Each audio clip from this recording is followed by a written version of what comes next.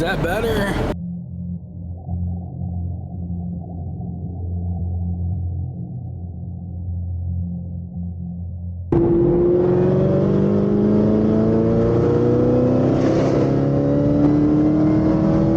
There it goes. It was a little bit before 5, 4,800.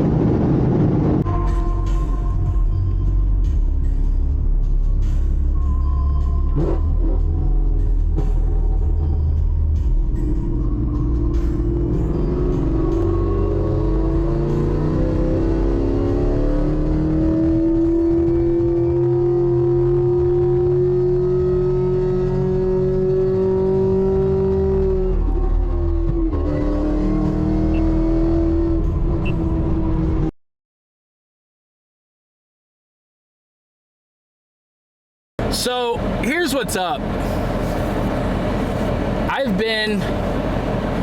I know it seems like throughout this build, it's, here, let me shut this off. Seems like, I'm gonna turn it down. Wait in case we get a little noisage. I know it seems like this build has been really, really finicky and like, I don't know, shop hopping, I guess is what you want to say. Damn it. All right, is that gonna work? You gonna stay? You happy? I'm happy. God dang, these fucking mounts, man. Some days, it's gonna be the end of it. Getting back on topic, I've already recorded this once, so this should be pretty easy, but remote tuning, I'm gonna give it a shot, guys. I honestly think I found the right dude.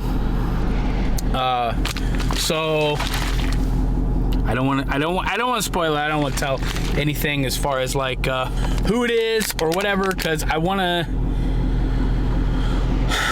tired of saying I'm doing this, then I'm doing that, and then I'm doing this, and I'm doing that, and then, you know, nothing ever really changes. But I did some testing, I did some tuning, and I tried out my 360 cam. Like I said, I already filmed this once.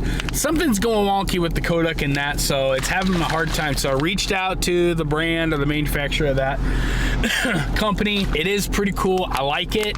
It's a pain in the ass to edit, but there's gonna be some benefits, and I'm gonna show you why. Remote tuning, those of you that know, remote tuning, I've always been kind of against, because the person is not in the seat experiencing, listening for detonation, experiencing what the car's doing, feeling, you know what I mean? But the more I'm learning about tuning, I'm having doubts about just being on the dyno. A hub dyno, a roller dyno. Sorry, I said hub, but I meant roller. I'm having the weight of, and the way it gets explained to you, I'm just having, is it accurate? It's pretty close. But as far as me taking the car out of the city, or you know, Paragon was probably the closest thing to like a real good tune that you could get. But I think I found a guy that's like nailed it. So I'm gonna roll the dice, I'm gonna try it out, and we're going to be adding a few parts on. The only thing that sucks is those of you that chase numbers, like horsepower to the tire numbers, I'm not gonna have those figures, because we're gonna be doing street tuning, and street tuning is what I believe in the first place, because it is actually what the car is doing in its environment. It's in local gas, at local elevation, local, you know, air density flip-flops, it changes all the time, but it's just the best case scenario for the car.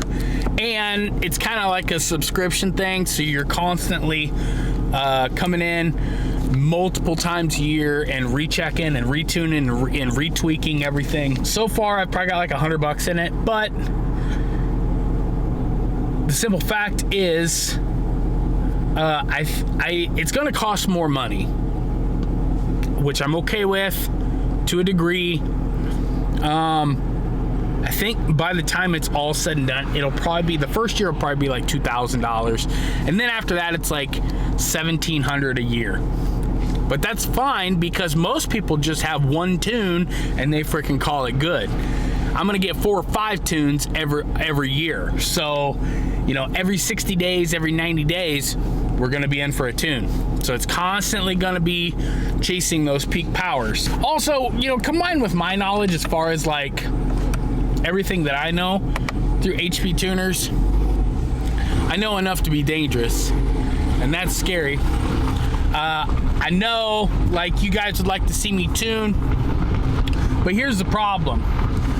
We're closing the gap in on 1,000 horsepower, and the simple fact is, now I've got a supercharger. Now, if this was OJ and I was like untuned, maybe even E85, I'd be all for it. But the thing is, I got a supercharger on here now, which the noise of the supercharger you can get lost in the knock of, and I think this guy's got like a pretty good formula or recipe dialed down for like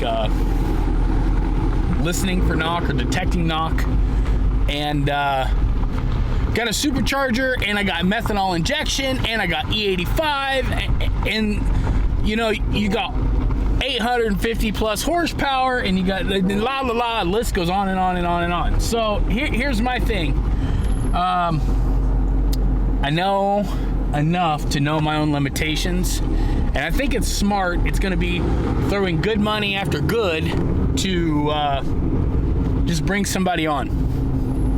I mean, it's not like I can't show you guys little knick-knack stuff like me and Corey talked about in the live stream. I could probably do that here and there, and I could get you enough to get going, or at least enough to drive reliably to a dyno shop. That way you don't have to trailer the car or feel trapped in a sense that you have to have the car there, pay somebody to do it, and then put it on the dyno. So,